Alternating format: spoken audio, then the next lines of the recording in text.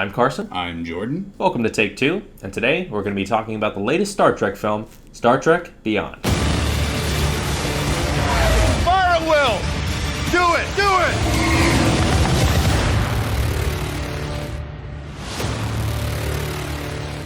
it! Okay, so I'm going to come right out and say it. This is the best Star Trek of the last three. I totally agree. Absolutely, 100% I will defend that. I guess we should start by talking about how we feel about Star Trek. Sure. I've been watching the films in this continuity since they came out. You, however... I have not seen, had not seen any of them until about two days ago. And we watched them at home, which is a little unfortunate because I wish I would have seen them in theaters because when I see things at home, I have a hard time focusing, so I don't think I saw enough of the movies to really get a taste for them. Like, I'd like to rewatch the first one after watching this one. But I thought they were okay. The first one's definitely better than Into Darkness. Absolutely. But I appreciated having this continuity in my head before seeing this movie because it's kind of necessary. This is, like I said, the best of the three films. In my opinion anyway. I'm pretty sure you agree. I totally agree. There's a lot of reasons for that, and I'm going to come right out and say that Simon Pegg writing, I think, saved this movie. Best choice the movie could have made. It's very different from the first two in a lot of ways, mostly the writing, but also in the directing. This movie is a lot more fun than J.J. Abrams' two films. It really is, and I think that is exemplified in several scenes, and I think it comes out in a lot of the action scenes, because they feel more lighthearted and bouncy rather than very heavy and, looming and ominous. Yeah. And this movie does the action scenes incredibly well. They're, like I said, very upbeat, very light, very fluffy. Something this movie did that the previous two did not is that it actually embraced the original series in so much that there is a big portion of this movie where every crew member is separate from each other, which happens in a lot of old episodes. I've seen every single episode of the original series. They do that a lot. And they do it here, and I think it benefits the movie in the best way possible because it's more fun. People have to break out of different situations, and while that sounds like it could get muddled and it could be a lot going on at the same time, it doesn't, and it works very, very well. Performances. I've always thought that every person cast in the main crew is a great choice. I agree. We have Kirk, played by Chris Pine, who... A lot of people have problems with him, especially hardcore Star Trek fans. You mean as Kirk? As Kirk. He has a lot more swagger than the original Kirk, which... I could see that. I think it works in this generation of Star Trek. I mean, it's separating itself, Like, it's a similar character, but, you've got to have your own take on it. Mm-hmm. And I appreciate that. Zachary Quinto as Spock, just as good as always, I think. This is the only role I like him in, though. Really? Anytime he's in anything, I'm like, you play Spock a lot better. The chemistry, I think, between Bones and Spock, I think they were some of the best parts of this movie. Yeah, and when we mentioned Bones, again, Carl Urban has been my favorite part of each of the Star Trek films. He does it again. I love Carl Urban as Dr. Leonard McCoy. He's so great in that role. And it's probably the best performance in the movie. I would agree. You would agree? I think either him or Simon Pegg, but I could be biased because I love Simon Pegg. Mm-hmm. I think he's great and hilarious. Yeah. Zoe Saldana has a lot less screen time in this one than the others. Not to say that this is a good thing, because she plays the character very well. She's just not as prominent here. Yeah, she's not a very important character in this story. Yeah. Simon Pegg as Scotty. Again, he's my second favorite because he's so good. I love Simon Pegg in this role. He's funny, but he's not a Holtzman about it. He's not a Holtzman Ghostbusters about it. He's a character, and he has dramatic weight when he needs to. He can punch people in the face with his comedic timing all the time. John Cho as Sulu. Mm-hmm. Perfect as always. He's great. Not in it much, just like Uhura, but he works. I like him in the role. And now we get to the sad part. Yeah, Anton Yelchin. I recently garnered this love for him because he was in one of my favorite movies of this year, Green Room. It's fantastic. If you haven't seen it, you really need to see it. But it's incredibly sad that he recently passed away. Yeah. And I think that's made even more apparent here because he has such a prominent role in this movie. His role in this one was beefed up substantially. He does a lot more in this one, and he's great every single second he's on screen. And it sucks because he is so good in this role. Not even just this role. Other movies. Green Room, for instance. Especially Green Room. He's so good, and it sucks to see him gone because you watch him in this movie and you're just like, this guy could have done so much. He was about to direct his first movie. I mean, if there's any movie to go out on, I think it's this one. Sure. Anton Yelchin's great. It sucks that he's gone. I'm sure everyone in the cast was devastated because he's such an integral part of the stories in these films. And he did very, very well. Yeah, I'd love to know where they're going to go forward with his character, how they're going to explain him away, especially after this movie, how he had such a prominent role. Yeah. Taking him away is just, it's hard. Yeah. Another sort of sad thing in explaining away characters is that Leonard Nimoy has since passed.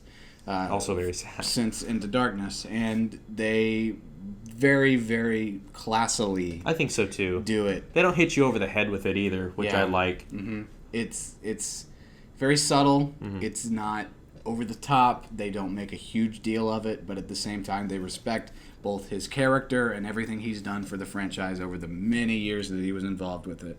So I will give major props to the movie for that. Visually, I really liked this movie. There were a couple scenes that looked a little funky and were really poorly done, like the motorcycle scene where you first see that. There's a shot of a motorcycle and people riding on it. It's very bad. It looks bad. But the rest of the movie, I think, was very nice. And surprisingly, a lot of color comes through when they're on this planet that is surprisingly drab. Very desaturated. Yeah, and I think a lot of that comes in the choice of costume and with the new character that has this beautiful paint, facial feature thing going on with the white and the black. Yeah. Very cool looking. Speaking of new characters, there are two ones of note here. The first one is Sofia Boutella, if I'm pronouncing that right, as, what was her name? Jayla, who plays a very big part in this movie, and she's great in this role. Two was great. She was, she was the chick with swords for Feeding Kingsman, which you still haven't seen for some reason. Yeah. Which doesn't make sense to me, but she barely speaks in Kingsman at all. But here she has a lot of lines and a lot of action, and I know she's like a professional dancer or something like that. And it shows very, very prominently here. There's a lot of action scenes. All of her action's great. She doesn't have any really bad delivery. She's a great character. I enjoyed her. Big villain this time. Mm-hmm. Best villain of these last three movies. I agree. He has a motivation that I was more easily able to get behind than any of the others that have been in this series so far. Yeah, and Idris Elba plays this character, and a lot of the time, if you don't know it's Idris Elba, you are going to be surprised to find in the credits who played this villain. Yeah. Idris Elba. He's really great in the movie because Idris Elba's great in everything he's in, even if it's He's been really busy this year alone. Especially with voice acting, especially. They do something with his character in the third act that I wasn't a huge fan of. A lot of people are going to like it. A lot of people might not. It's going to be divisive.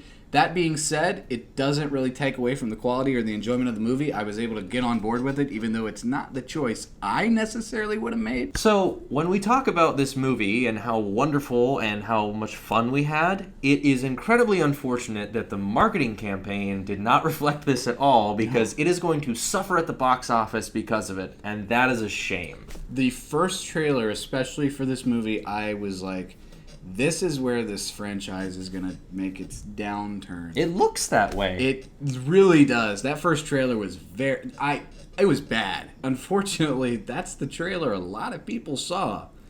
Don't base your opinion or your viewing of this movie on that trailer, because I don't think it reflects it very well. Not at all. And I think this shows through a lot when you look at some tweets that Simon Pegg was sending out, which was like, this does not reflect this movie. I wrote this movie. Please go see it. And it's a shame because, he obviously has no part in the marketing and he has no say over this or that. And people make these calls that just were not great. And there's a song that's used in the trailer, which I wish they hadn't used, because when it actually pops up in this movie, it's such a fantastic scene. It's great. And I wish we hadn't known that this song was coming, because when it hits, it's hilarious and it fits the scene perfectly.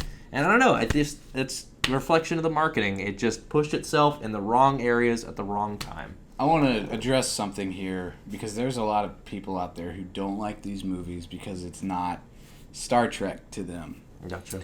I understand where those people are coming from. I get it. I understand that this does not necessarily reflect the original series with its campiness and very philosophical themes a lot of the time. Here's the deal. If Star Trek's your favorite show and you love it and you are not happy with these movies, this movie is keeping your franchise alive. Yeah.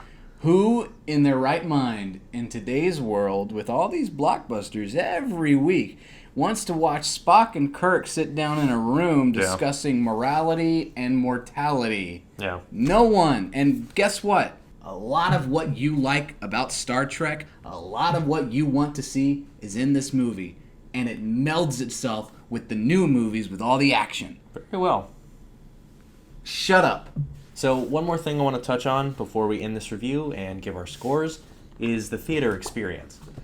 Today we had something happen that was kind of neat, and I've personally never seen this before, a movie before, but they had this small little documentary with Simon Pegg, really neat, like right before the movie. Yeah, I've seen it once before. I don't remember exactly what it was. I know it's this campaign out there right now because theaters are dying. They really are. I mean, they're not dying on a large scale yet. It's going to happen, I think, with the home streaming and people releasing DVDs and Blu-rays very, very quickly after a release. It's nice to see that studios are making it known that they want you to see movies like this at the theater. This movie is asking to be seen in the theater not only because of the superior picture and sound quality, or the fact that it needs to be seen in the theater to see all the minute details, or the fact that it was made for that format, or the fact even that you're just in a theater enjoying it with other people, which makes it that much better, but also because you get cool shit sometimes. We got this really neat poster of the Enterprise, and we got several of them. They were just giving them away at the end of the film, but there was no, glitz or glamour towards it, and some people were grabbing them, some people weren't.